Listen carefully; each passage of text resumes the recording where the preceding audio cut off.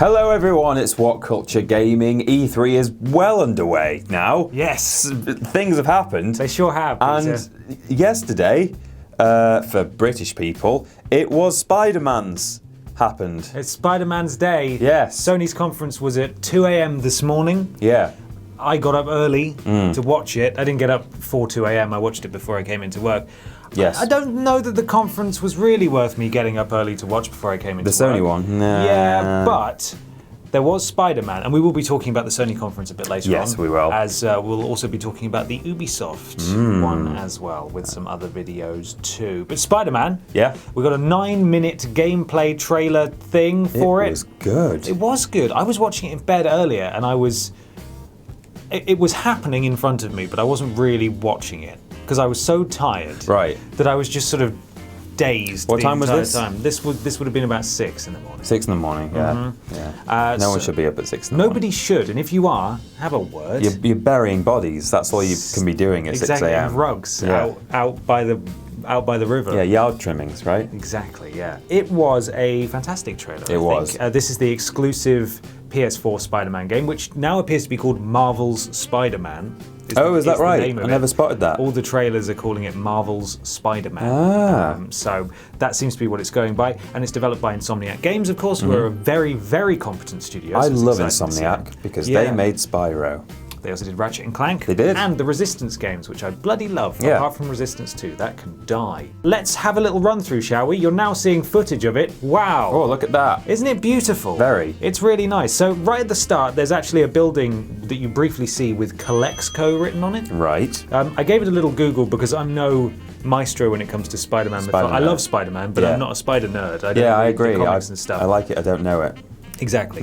So I looked it up. Calexco doesn't seem to be a part of any of the mythos, so that either means that it's just coincidental, or that actually because it looked like it was a company's name. Yeah. So it was prominently enough placed to make me think that might play a larger role in some fashion, but I'm not entirely sure. Yeah. Obviously, Wilson Fisk Right. is prominently featured in this, who of course is the Kingpin. He's the fat bald man. He's the big fat man, and he does sound a lot like Vincent D'Onofrio, who plays Wilson Fisk in the Marvel's Daredevil. Oh, okay. And he has done video game voiceover work before. He was in Dishonored 2, so I don't know maybe if he's actually reprising his role here. Right, well I was going to say, the fact that they've changed the name means that it's very much not linked to the film now. I think it never was, it had the same name. Wilson Fisk is his real name, Kingpin's real name. No, I mean they've changed the title of the game. If they're now calling it Marvel's Spider-Man, it's very much... they've already said it's separate. They haven't got Tom Holland playing it. Right, he seems to be older than high school age. Yeah. But he's still quippy as hell. He is. I'm just pleased that it's not going to be a cinematic tie-in, because that can be a death sentence. Unless it's Spider-Man 2.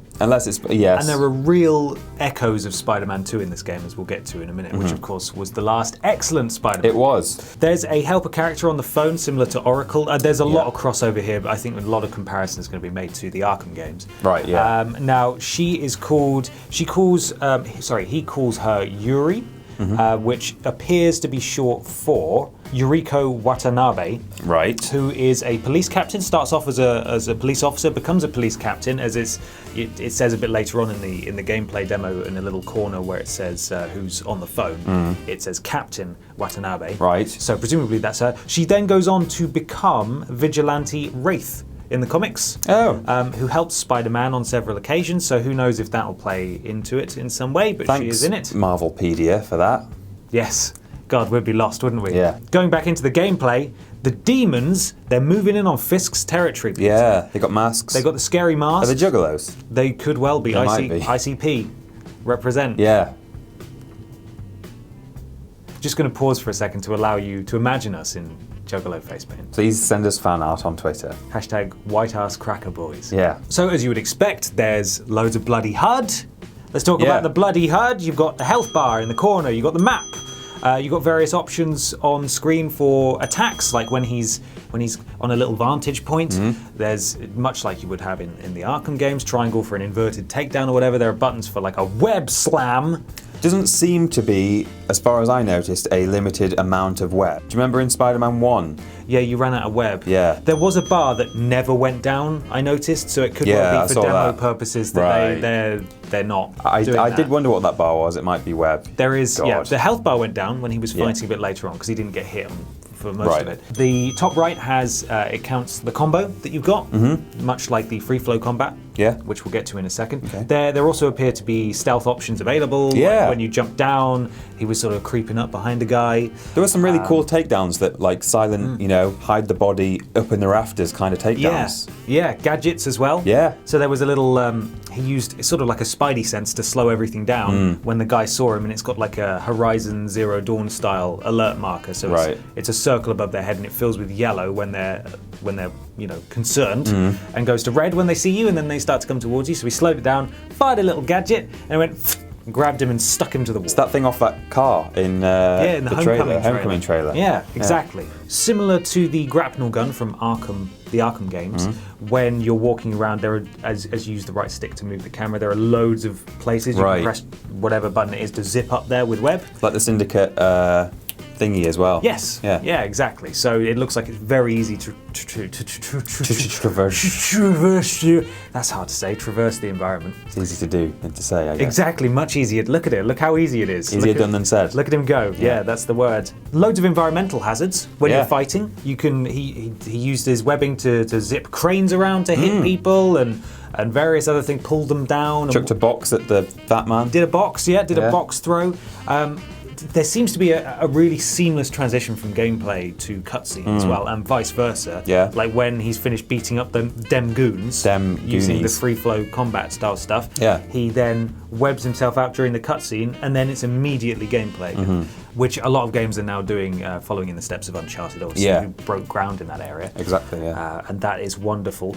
Now, a staple of Spider-Man games is QTEs. Quick time events. I mean, this is talking of Uncharted now. I've seen lots of complaints about this because they're like, oh, I hate these, because some people just really hate them. I think if they're done in moderation, they're okay. And Uncharted is a perfect example of that. Well, let me read you what I've written here, Peter. Right. As is a staple of other Spider-Man games, there are QTEs, but they seem natural. Spider-Man has crazy abilities, Batman does not. Controlling them would be hard otherwise, because he does loads of flips and stuff. Yeah. It would be pretty mental if you had to do that within a strict time limit. Also, we don't know if they'll be overused, and failing them will be hilarious, like that famous one from the other Spider-Man game, where he has to press a button. If he misses, he just face plants onto the floor and dies. Yeah.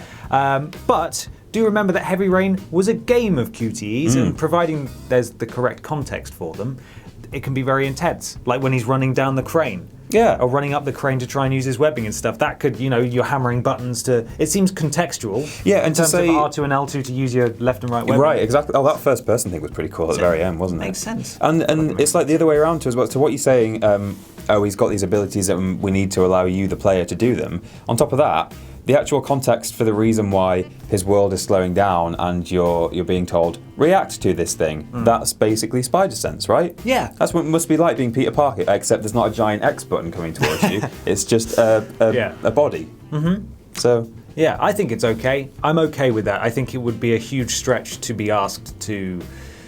Like there was a bit where there's a helicopter chase scene at the end when the box starts flying through the building after you when you crash down into the building. Yeah. I think it would be almost pointless to make you control that, because you'd be running for literally 3 seconds before you would have to press a button to duck underneath the thing that's coming towards you anyway. So as long as it's cinematic as hell and it makes sense, I don't really care. Now, he always seems to prevent people from falling to their death, which I thought was quite admirable. There was one particular bit when he's fighting on the rooftop where he punches a guy up really high, he goes flying off the edge, and then webs him and flings him back over and smacks him on the ground. He does that with the helicopter pilot as well. He leaps through, knocks him out, and then catches him and throws him onto the next building. Yeah, I don't know if you're going to be able to do that. Spider-Man doesn't have the rule, does he? I guess he does. He tends not to kill. Yeah. He doesn't want to kill grunts anyway. No. So that seems about right. The guy probably did it so that he didn't kill a guy on camera. Yeah, right. But you probably can send people to fall to their deaths, much like in Gravity Rush. You can use your gravity to get loads of people to come up next to you and then just fling them off a cliff. Bonk. Not context.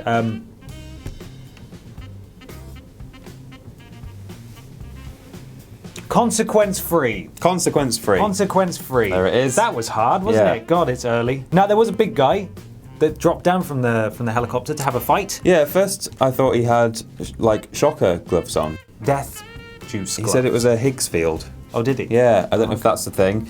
Someone Marvelpedia that, please. Thank you. Let us know. Yeah. Now, obviously, this shows a little bit of variety in the combat because the webbing wasn't working. So he was having to fling stuff at him and then do some cool close encounter moves to web his face into the floor and stuff like that. He did a lot of that, bashing people's heads on the floor. A lot of concussions and like head trauma, I think, which is, not the best. Then there was that QTE with the crane, which was very exciting, I thought. Then he chases the helicopter through the city, which shows some of the traversal. Yeah. And it showed the wall running, and you can just sprint up the walls, sprint along the walls. That was looks very easy to web around, which is always a concern. And the most important thing there, which may be in your notes, is that it seems that once again we're webbing on, you have to web onto a building. Now some Spider-Man games let you web wherever the hell you in the sky. There just happen to be a series of planes and helicopters above you that you're grabbing onto. Very convenient. Now that doesn't mean necessarily that web swinging is instantly perfect by just making you join onto buildings, because Amazing Spider-Man,